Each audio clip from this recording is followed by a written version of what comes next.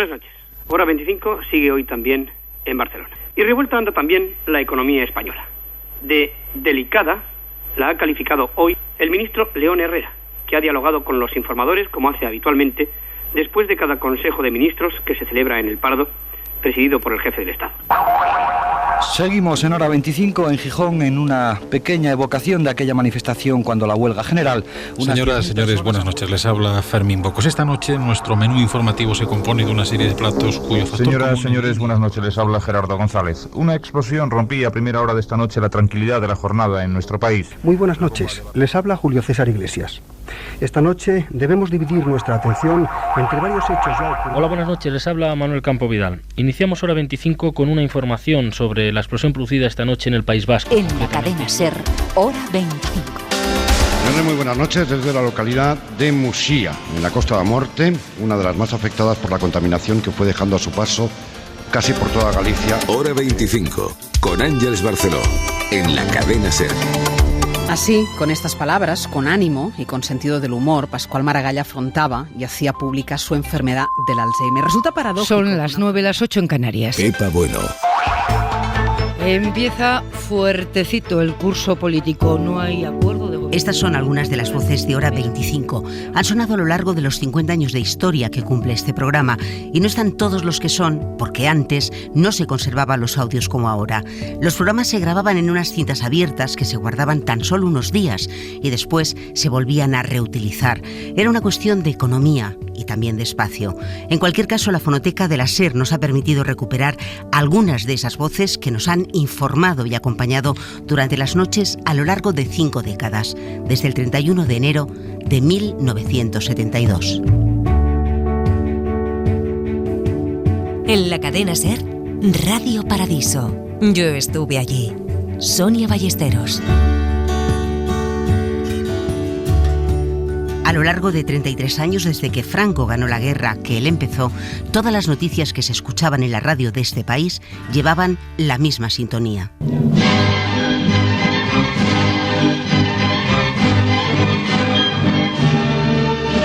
El 31 de enero de 1972, aunque Franco todavía era el jefe del Estado y la ley aún prohibía que las emisoras privadas pudieran dar información, algo cambió. En la cadena SER, Hora 25. Ese gong fue el sonido y el saludo del primer programa nocturno de información en la radio privada, y como entonces no se podía dar noticias, no se le llamó informativo, se camufló como un programa de cuestiones actuales. Hoy vamos a hablar con algunos de los que estuvieron allí desde el principio y con otros que delante de los micrófonos, escribiendo en la sombra o escuchando por las noches, han ido tomando el relevo y han mantenido viva esa Hora 25 a lo largo de 50 años.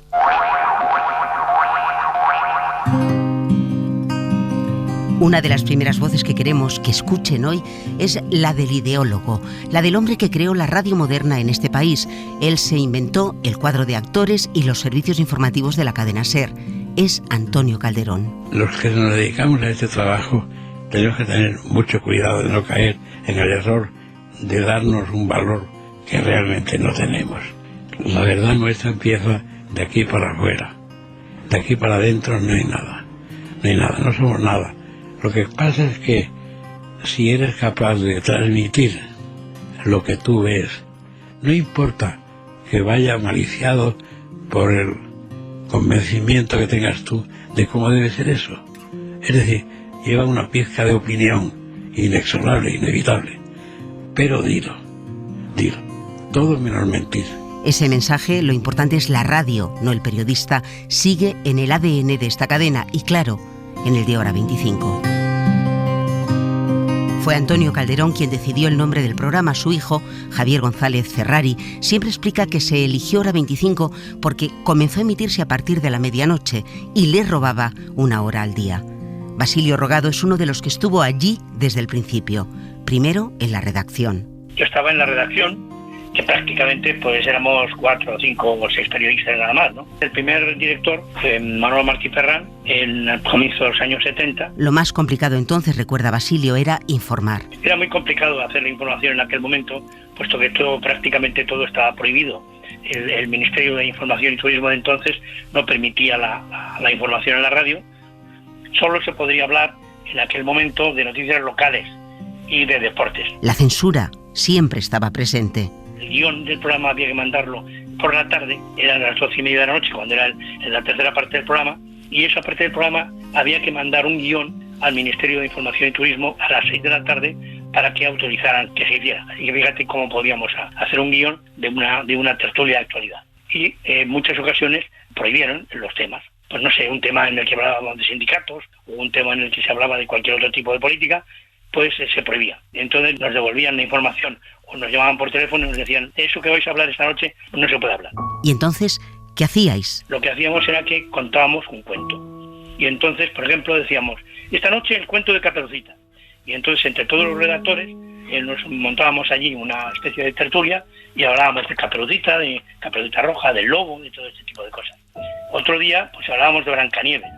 Y entonces todo esto, que ahora parece una tontería, resulta que era una especie de nexo de unión de los oyentes, que eran muchísimos, porque ya sabían que cuando nosotros contábamos un cuento o nos metíamos en unos jardines que eran unas cosas rarísimas, hablábamos de cuestiones esotéricas, de magia, ya sabían todos los oyentes que esa noche nos habían prohibido el tema que íbamos a plantear. Eran tiempos extraños para trabajar en un programa diario de información porque había un enemigo con el que tenían que enfrentarse todas las noches y todas las mañanas. Y ese enemigo común era el Ministerio de Información y Turismo.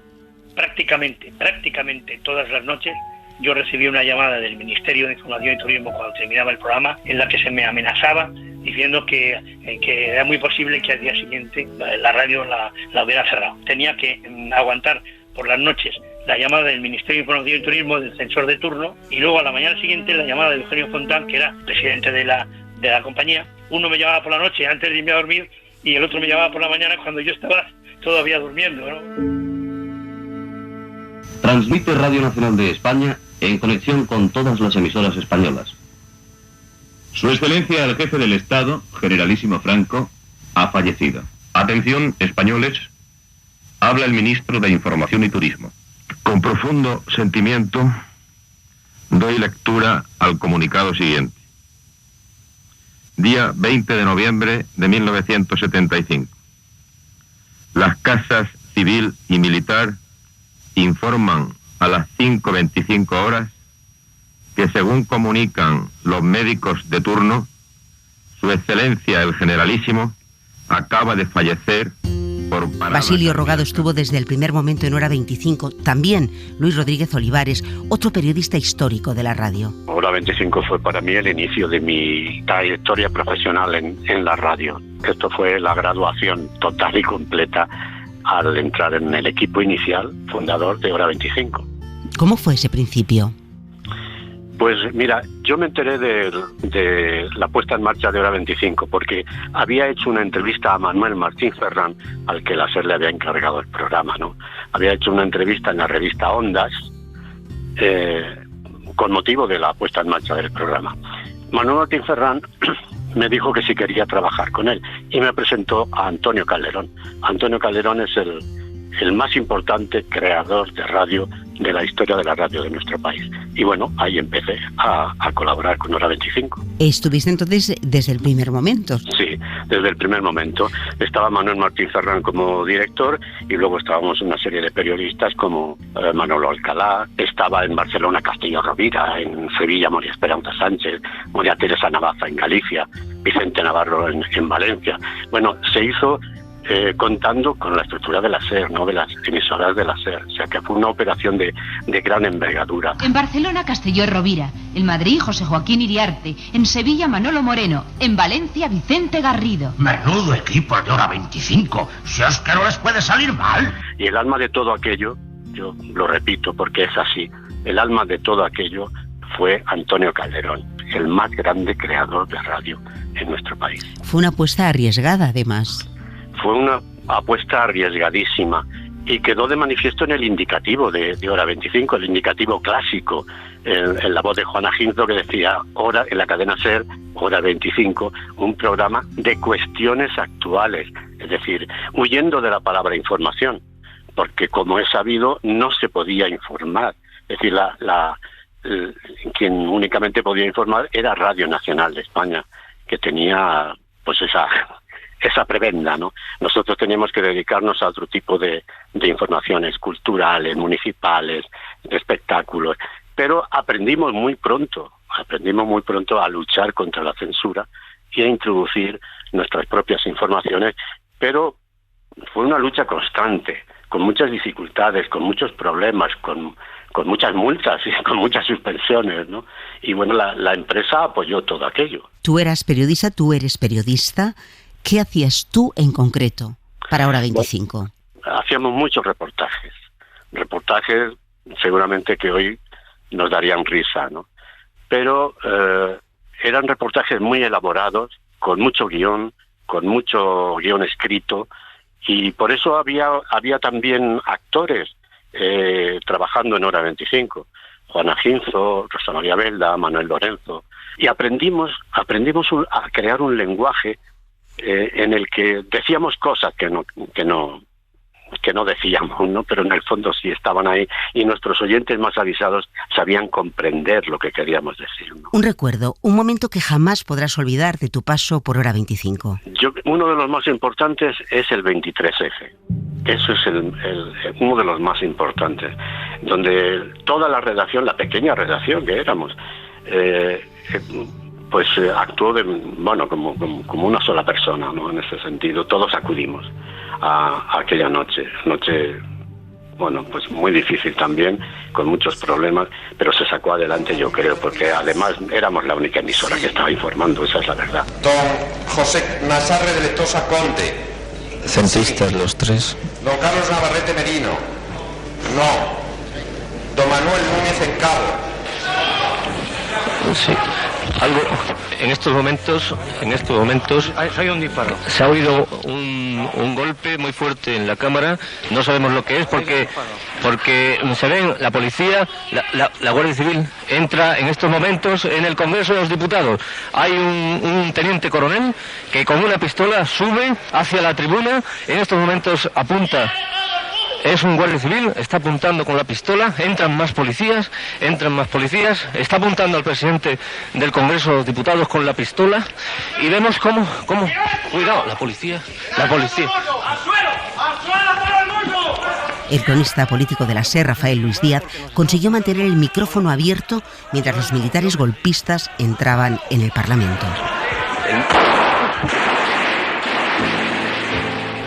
Y luego, pues sí, me acuerdo, por ejemplo, la noche de los asesinatos de los abogados del despacho de Atocha, donde hubo muchas dificultades y muchas presiones de dentro de la empresa para que dejáramos de informar.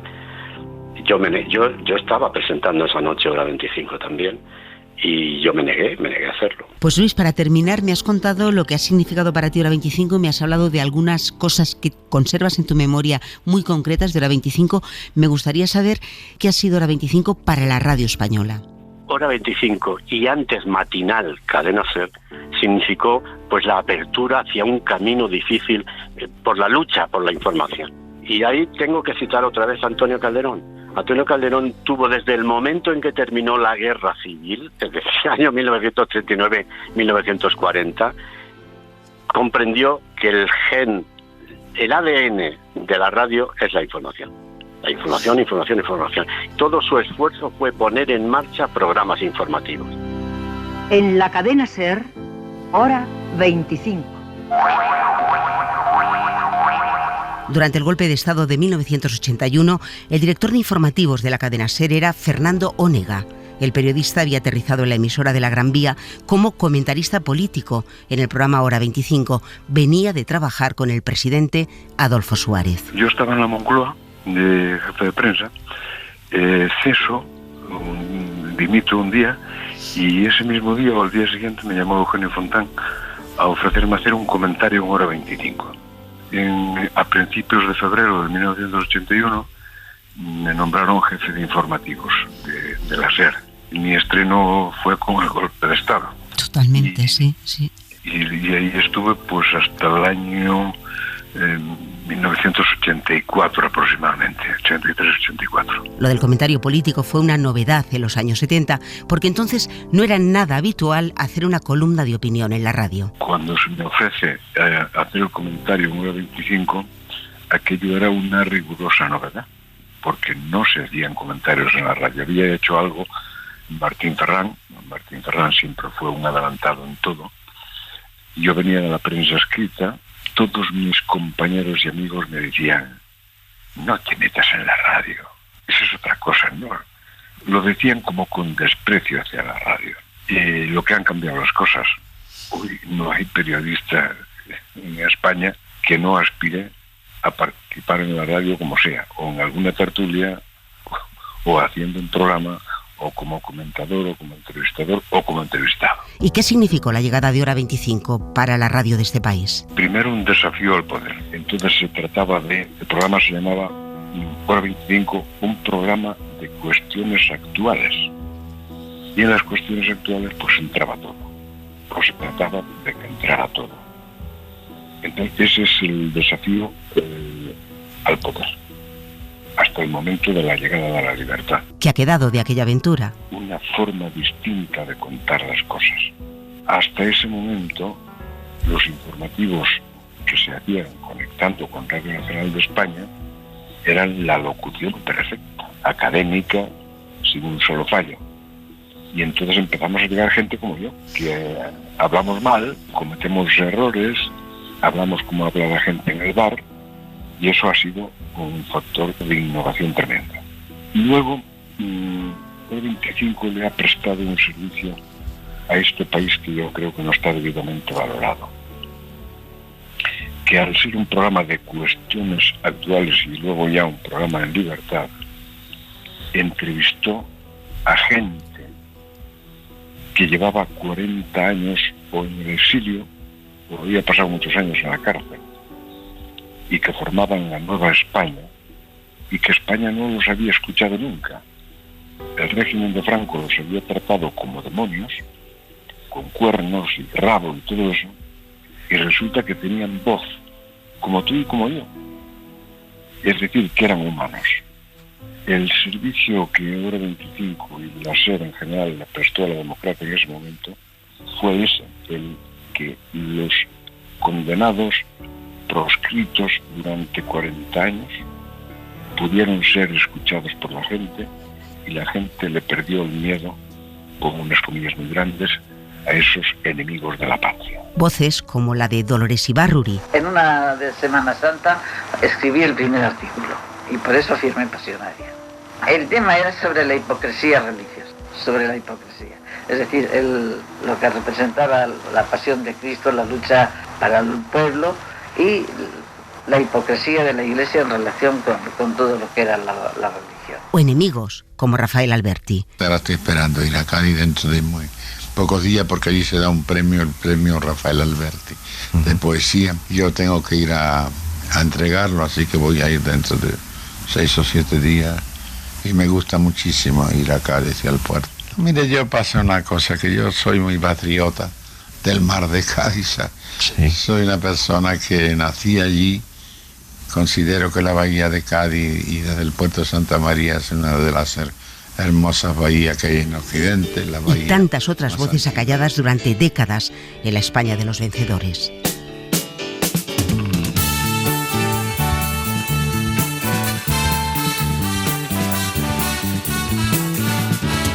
Para la libertad sangro, lucho, pero vivo para la libertad. Mis ojos y mis manos como un árbol carnal, generoso y cautivo, doy a los cirujanos. Para la libertad siento más corazones que arenas en mi pecho. Dan espuma a mis venas y entro en los hospitales y entro en los algodones como en las azucenas. porque donde unas cuencas vacías amanezcan, ella pondrá 2 piedras de futura mirada y hará que nuevos brazos y nuevas piernas crezcan en la cadeneta alada. Retoñarán aladas de savia sin otoño, reliquias de mi cuerpo que pierdo en cada herida, porque soy como el árbol talado que retoño, aún tengo la vida y para la libertad sangro, lucho, pervivo para la libertad. Mis ojos y mis manos como un árbol carnal, generoso y cautivo, doy a los cirujanos, porque donde unas cuencas vacías amanezcan, ella pondrá 2 piedras de futura mirada y hará que nuevos brazos y nuevas piernas crezcan en la cadeneta alada. Retoñarán aladas de savia sin otoño, reliquias de mi cuerpo que pierdo en cada herida, porque soy como el árbol talado que retoño, aún Radio Paradiso. Yo estuve allí. Cadena SER. Tengo la vida.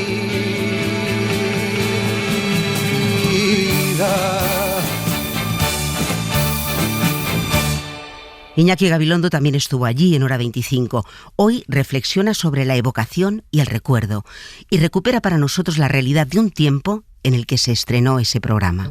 Se dice con acierto que cuando se recuerda no se hace historia, se hace poesía. Porque uno no sabe exactamente muy bien si los recuerdos se ajustan a los hechos con absoluta fidelidad o vienen perfumados por la evocación. Hay, sin embargo, un par de extremos que son muy sencillos de decir. Hora 25 es muy anterior a la libertad de información en la radio. Supongo que es muy fácil para todo el mundo entender la naturaleza de la tensión, la naturaleza de las esquivas, las fintas, las multas, los dolores de cabeza. Y por otra parte, la realidad de un tiempo en el que todavía la ley franquista estaba en vigor estricta, pero ya la sociedad iba en cierto sentido desbordando esa ley por muchos caminos. Yo que tuve la suerte de hacer el primer programa que hizo la cadena SER cuando ya se nos dio la libertad de informar sin conectar con Radio Nacional de España, aquel día de octubre del 77, con José Joaquín Iriarte y con Carlitos González en el control, hicimos a todo correr el primer informativo que legalmente nos era permitido dar. Pero ya antes había tenido ocasión de dirigir Hora 25. Para situar en un día la complejidad, el día de la matanza de Atocha. Aquel día, creo que fuimos nosotros los primeros que dijimos la palabra masacre, la masacre de Atocha. Yo creo que no fue ninguna casualidad. Que las personas con nombres y apellidos que allí murieron o que fuimos heridos, quizá no eran, o sea, quiero decir, no era algo preparado contra ellas concretamente, pues bueno, sí, de acuerdo, pero allí se iba realmente, yo creo que a tratar por un lado de acabar con la huelga de transporte y por otro lado, efectivamente, a ponerle una traba lo más gorda posible para el proceso democrático. Aquel día recibimos una llamada de Tierno Galván que nos dijo: no durmáis en vuestras casas. Está la ciudad muy, muy, muy peligrosa. Hay bandas de pistoleros que nos asustan. Tened mucho cuidado. Eran, por tanto, tiempos de hacer mucha radio y muy bien, pero al tiempo fingiendo que no hacíamos una radio informativa, aunque era posiblemente la radio más informativa que nunca se ha podido hacer, porque, como digo, no fuimos legalizados hasta un tiempo después. Recuerda Iñaki también a esos personajes malditos a los que Hora 25 devolvió la voz y habla de la fiesta de la palabra. La fotografía de esta radio, de la central de la cadena SER de Radio Madrid, en aquellos años después de la muerte de Franco, es un espectáculo que lamentablemente no está recogido de una manera gráfica. Esta casa era una especie de gran fiesta. Era la fiesta de la palabra que buscaba sitio, cuando de pronto personajes que habían estado viviendo en la clandestinidad, que eran para todos los ciudadanos y para todos nosotros nombres malditos, el diablo, podían aparecer por aquí. El primer día que pisó la Radio Carrillo. El Partido Comunista de España no cuestiona en estos momentos la forma de Estado. ¿Cuestionará la forma de Estado? El Partido Comunista de España, como usted sabe, es por tradición y por principio republicano. En este momento, sin embargo, la opción ante los españoles es dictadura o democracia. Y nosotros tomaremos la posición que permita el establecimiento de una auténtica democracia en España que reúna el más amplio consenso posible. Los Carlos Hugo de Borbón Parma prácticamente vivía aquí, no quería nunca irse, siempre tenía algo que decir. Las asociaciones de vecinos que pedían su sitio, los sindicatos que habían estado prohibidos. Esto era un verdadero happening, una enorme agitación, desordenada, fascinante, descontrolada. Pero era evidentemente la sociedad que había estado, en fin, a presión. La botella taponada a la que se le había quitado el tapón y que de pronto ¡buah!, quería expandirse. Sí, ese espectáculo también debe ser añadido a la evocación de aquel tiempo para que se pueda completar la imagen de lo que aquello significó.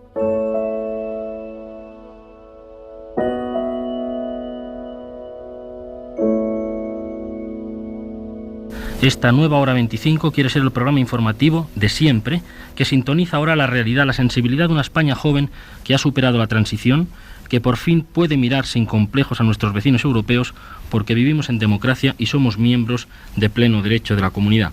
Parece que el objetivo para nuestro país es ahora lanzarlo hacia el futuro, y eso probablemente requiere más ideas de las que ahora mismo brillan en la política y en la dirección económica y científica de este país.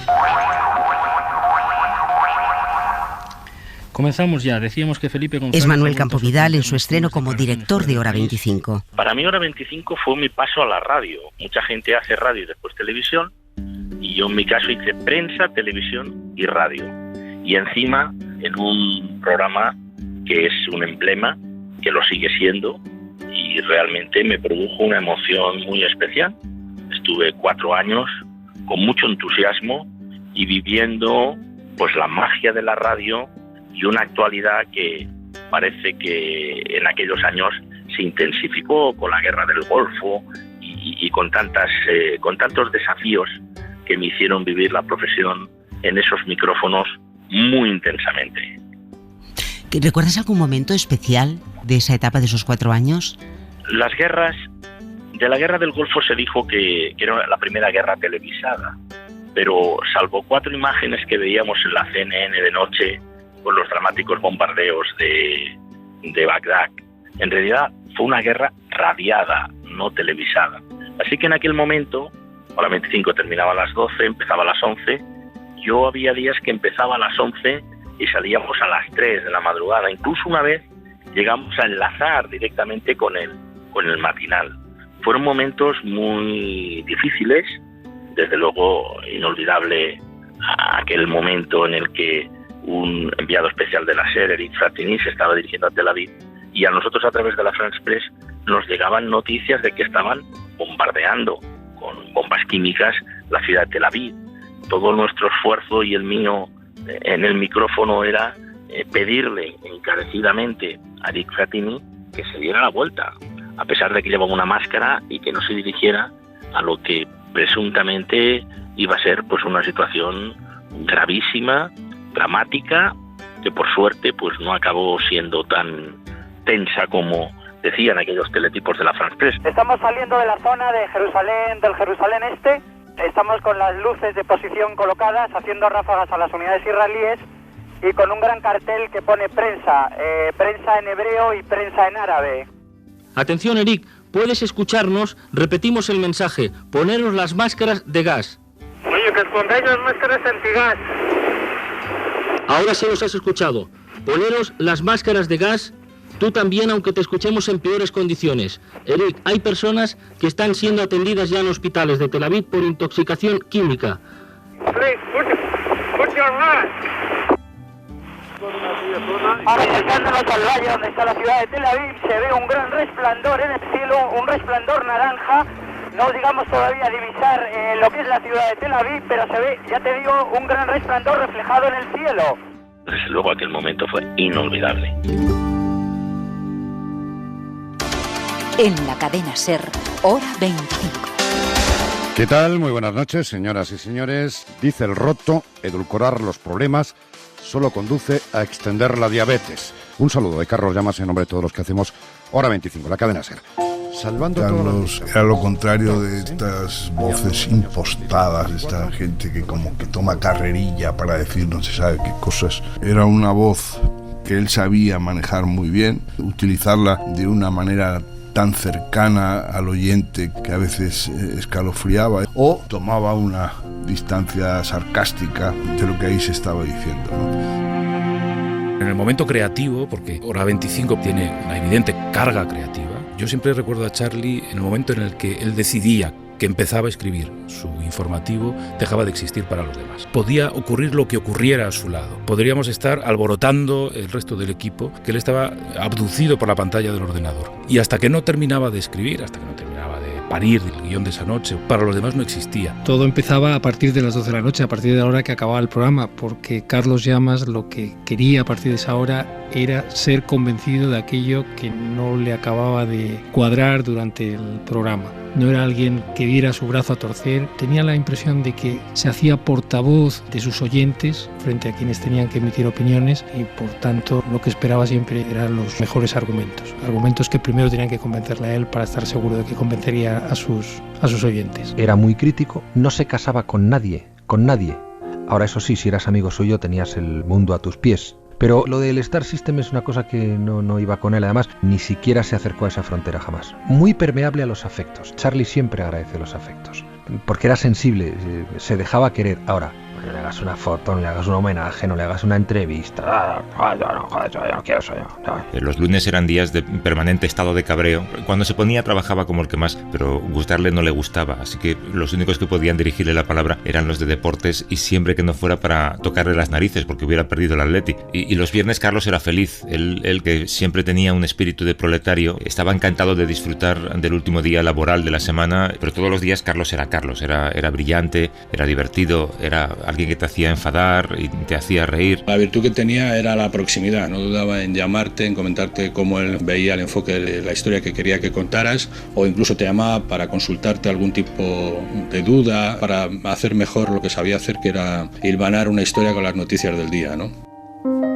Charlie conservó siempre su pandilla de amigos del barrio de Canillejas, siempre. Y algunos que conoció después nos llevó a ese territorio. Y yo terminé siendo amigo, y todavía conservo las relaciones.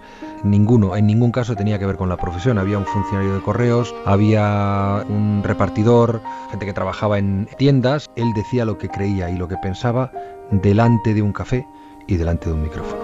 Esa era una de sus grandezas. Gracias, concluimos, nos vamos, señores. Mañana los esperamos. Hasta luego.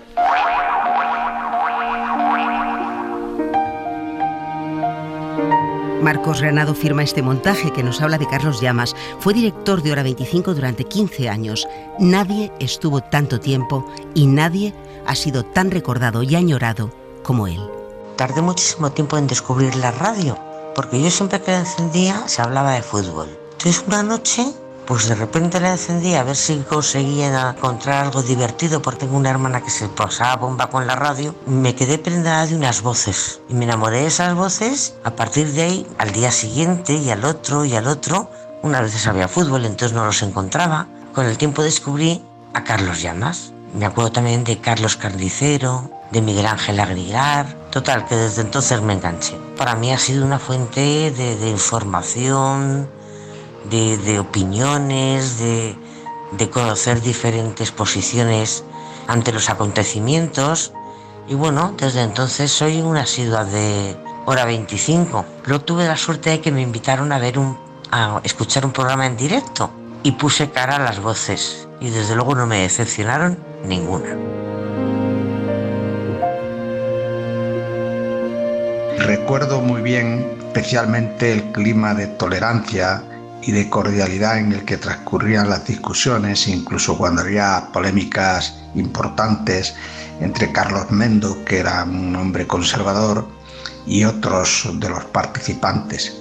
Yo echo de menos hoy día aquel talante muy alejado de la crispación que hoy vemos en la televisión y en la radio.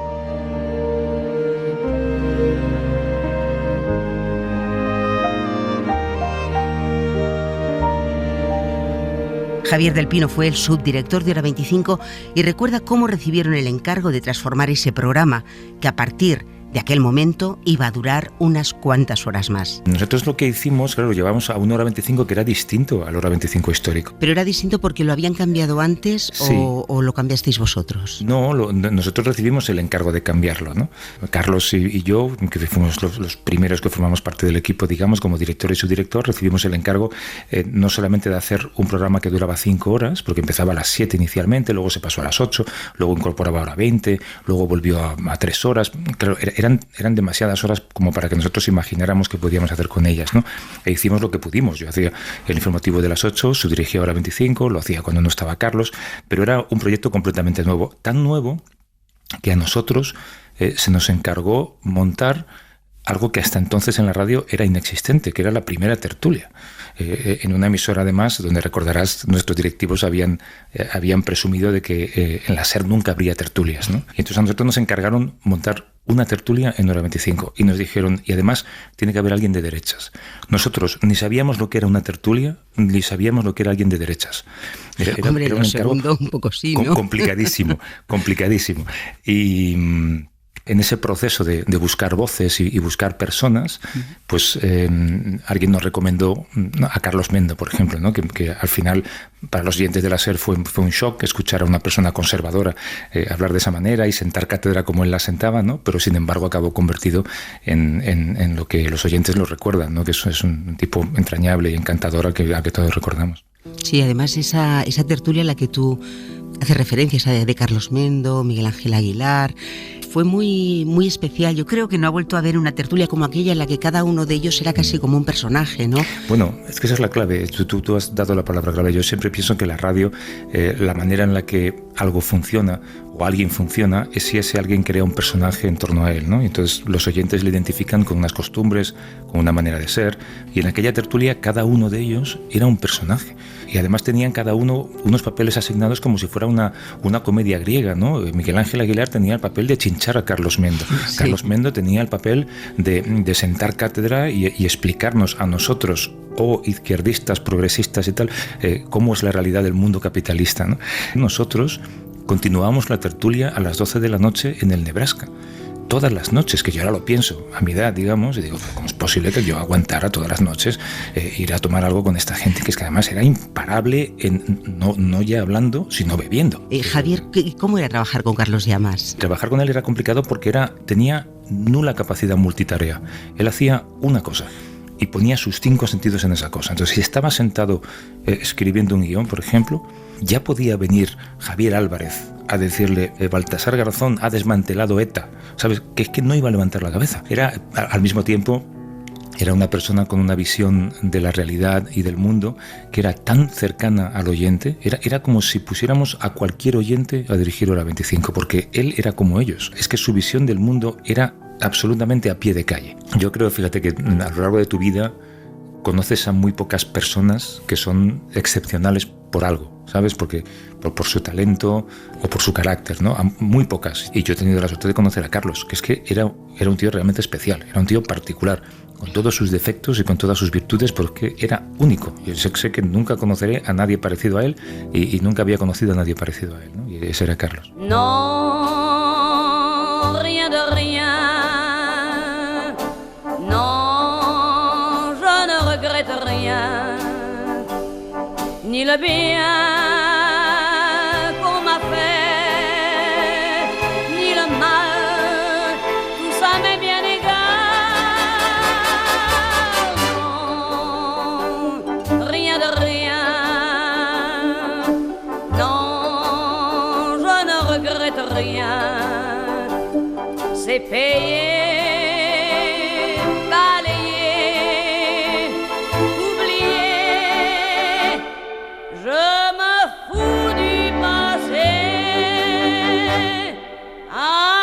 Mes souvenirs, j'ai allumé le feu mes chagrins, mes plaisirs, je n'ai plus besoin de balayer les amours avec leur trémolo, balayer pour toujours, je repars à zéro.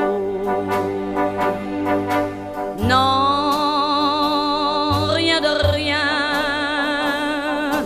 non, je ne regrette rien, ni le bien qu'on m'a fait, ni le mal, tout ça m'est bien égal. Non, rien de rien, non, je ne regrette rien, car ma vie, car mes joies, aujourd'hui, ça commence avec toi. En la cadena SER, Radio Paradiso. Yo estuve allí. Sonia Ballesteros. Detrás de un programa de radio siempre hay técnicos, periodistas, productores, profesionales que no suenan en antena, pero sí los que sería imposible que Hora 25 saliera al aire. En esa etapa de Carlos Llamas trabajaba todas las noches Toñi Fernández. Toñi, tú eres productora, ¿no? ¿Qué es ser productora? Porque seguramente los oyentes no saben exactamente en qué consiste ese trabajo. Es que en el caso de Hora 25 la producción era algo muy extenso. La producción consistía también en guionizar. Yo, por ejemplo, guionizaba siempre la entrada de las 11, siempre buena parte del programa, y además consistía en hacer realidad el programa, en sujetarlo, es decir, hablabas con todas las emisoras, te encargabas de que cada pieza estuviera en su lugar y sujetabas el programa por detrás. Entonces es la persona que hace el 99% del trabajo negro, que siempre está detrás, es imprescindible, pero los oyentes no te ven, pero tú siempre estás ahí. Siempre, siempre, siempre. Oye, ese fue un momento de crecimiento de audiencia de Hora 25, me parece. Sí. Pasamos de nunca ser los primeros, a de repente instalarnos en el primer puesto y no abandonarlo nunca. Ese fue el momento. Pero visto desde esta barrera de la radio, es que siempre trabajamos igual. Es que siempre lo dimos todo. Es que siempre intentamos ser muy, muy críticos. Porque durante todas las etapas que yo ha estado en el gobierno todos los colores. Y siempre hemos trabajado de la misma manera. Al menos desde mi experiencia, y yo he escrito mucho y editorializado muchísimo, era el contrapoder, era la duda, era lo que tiene que hacer un medio de comunicación, la pregunta continua. Esa fue mi etapa en Hora 25 y duró más de una década. Y mucho más de una década ha estado vinculada María Esperanza Sánchez a Hora 25. Fue tertuliana, tal vez la primera mujer tertuliana con Carlos Llamas. Que tengo en el alma a Carlos Llamas, que tuve la suerte inmensa en los últimos meses de verlo varias veces y además de haber tenido con él una relación seguramente distinta de la que había tenido antes y de muchísimo cariño, y me dio una sorpresa maravillosa cuando él me llamó un día y me dijo ya estoy curado, y a los nada era la Feria de Abril de Sevilla y se me presenta en Sevilla, ¿no? Y pasamos un día en la feria maravilloso, y al poco me llamó su mujer y me dijo vente si quieres despedirte, porque esto se acaba. Y el abrazo enorme de mucho rato los dos, lo último que tuve de él, no se me olvidará en la vida, porque sí que aprendí cosas y cosas y cosas con él. Pero había llegado a este programa unas décadas antes, no para opinar, sino para informar. Yo llegué de la mano de Iñaki Gabilondo. Iñaki Gabilondo en mi vida es absolutamente decisivo, absolutamente decisivo. Y cuando llegó a Radio Sevilla, donde yo ya estaba, me llamó a su despacho y me dijo, quiero que a partir de ahora seas tú quien entra en Hora 25. Y yo me quedé contra la pared, porque digo, ¿y qué voy a hacer yo en Hora 25 con todas esas cabezas prodigiosas que hay allí, ¿no?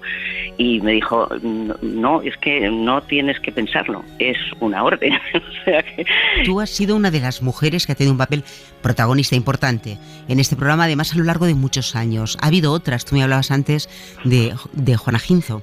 Ay, yo te quiero hablar de Juana Ginzo, porque Juana Ginzo no era periodista, era actriz, una actriz maravillosa, del maravilloso cuadro de actores de Radio Madrid. Me da más pena que no se le haya hecho un homenaje a todos esos actores que se están muriendo, se han ido muriendo poquito a poco sin que nadie recuerde prácticamente nada. Miradme, ciudadanos de mi patria, ya emprendo mi último camino.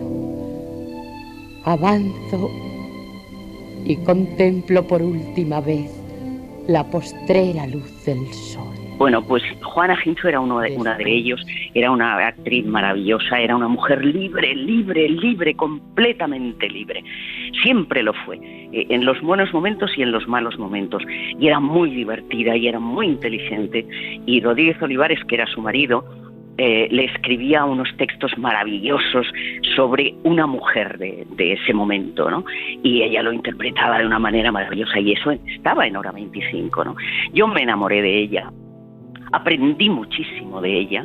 Ella me dijo un día, mira, lo primero que tiene que hacer una mujer es perder la reputación. Que te dé igual lo que digan. Tú haz lo que creas que tienes que hacer. Nadie me ha dicho nada tan profundo y tan importante, realmente. Y bueno, pues ella estaba allí y estaba yo. Y yo, si había otra mujer en el estudio, la verdad es que no recuerdo. Bueno, en el estudio yo creo que ni en control ni... Yo no soy esa que tú te imaginas, una señorita tranquila y sencilla que un día abandonas y siempre perdona a esa niña. Sí, no, esa no soy yo. Yo no soy esa que tú te creías, la paloma blanca que te baila el agua, que ríe por nada, diciendo sí a todo. Esa niña sí, no, esa no soy yo. No podrás presumir jamás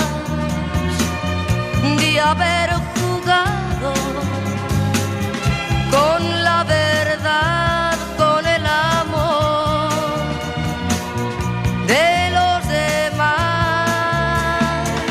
Si en verdad me quieres, yo ya no soy esa que sea cobarda frente a una borrasca, luchando entre olas. Encuentra la playa, esa niña sí, no, esa no soy yo. Pero si buscas tan solo aventuras, amigo, pon guardia a toda tu casa.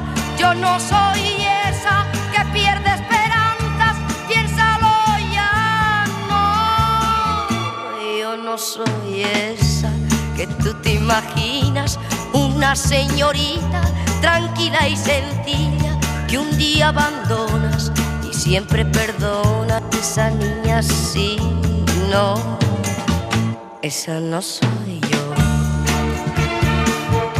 Esa niña sí, no, esa no soy yo. Esa niña sí, no, esa no soy yo. Esa niña sí, no. Radio Paradiso. 11 años estuvo Ángeles Barceló al frente de Hora 25. Fue la primera mujer que presentó y dirigió un programa del que antes ella había sido oyente. Pues para mí trabajar y hacer Hora 25 al final fue meterme dentro del programa que yo había escuchado toda la vida.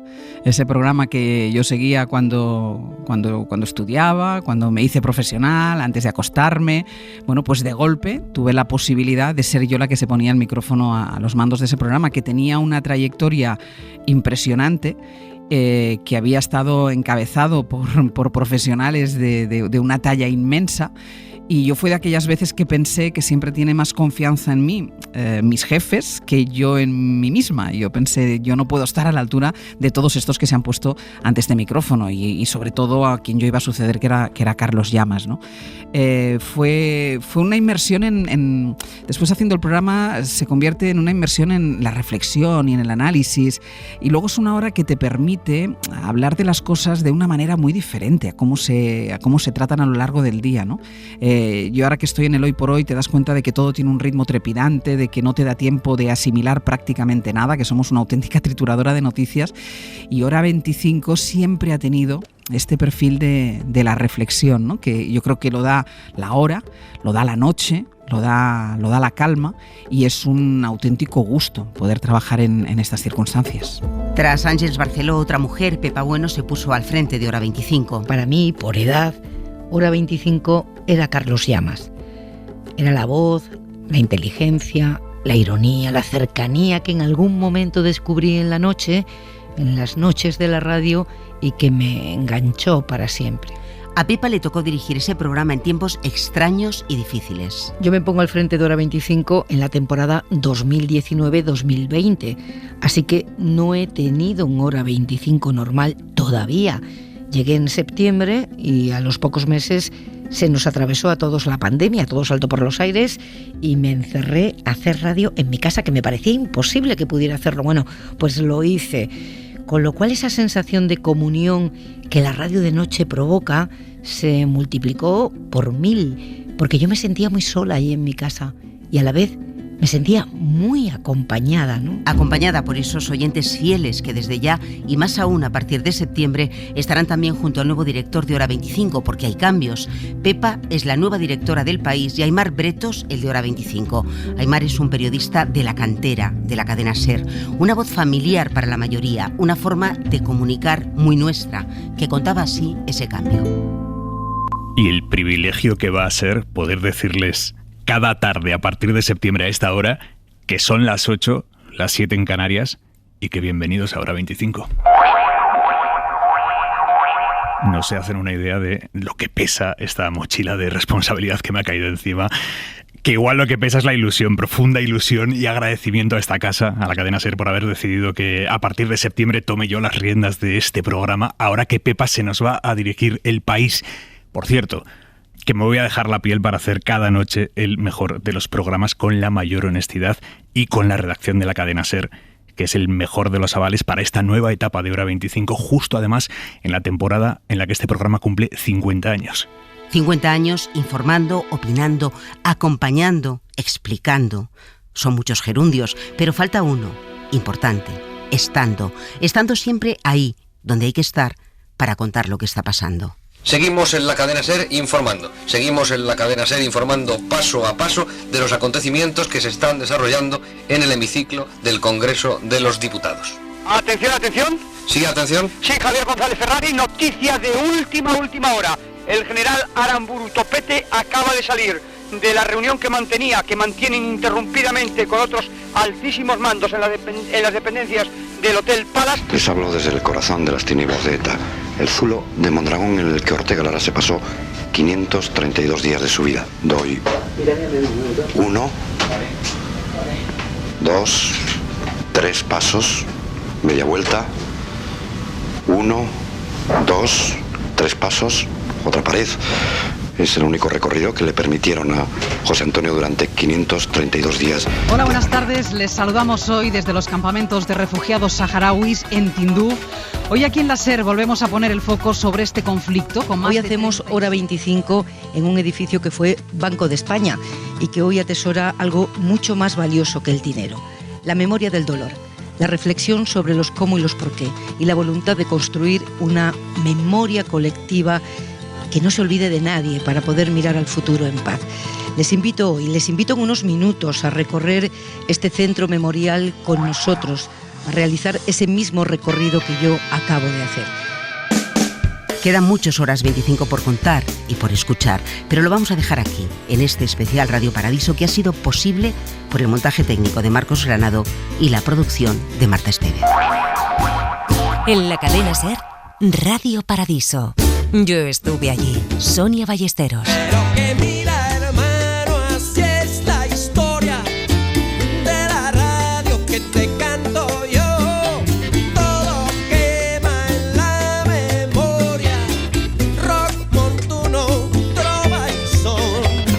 Una noche de insomnio para el genio inventor. Los astros en el cielo triunfales relucían.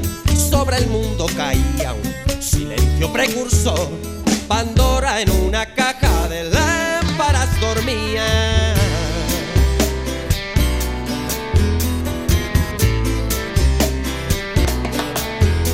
Fúmese un cigarro puro, la Marina confía en cerrar este acuerdo vital para Occidente. Se le va de las manos y es un negocio duro, y cueste lo que cueste tendremos la patente.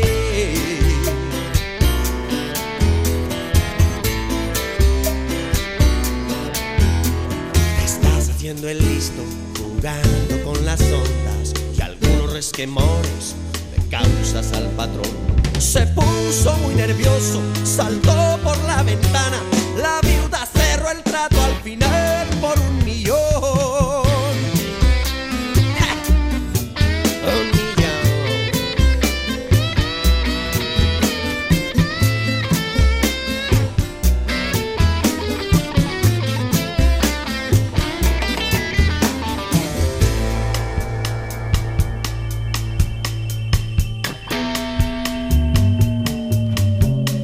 Celebremos unidos, cantando el aleluya, que los perros escuchan la voz de su Señor. Una radio para todos, del demonio se enciende un receptor. Tra la la la la la la. Y en un lugar del monte un indio sonreía. Escúchame, decía, me suena tu canción. ¿Desde hace cuánto tiempo ignoras tú la mía? Hablaba con su radio sentado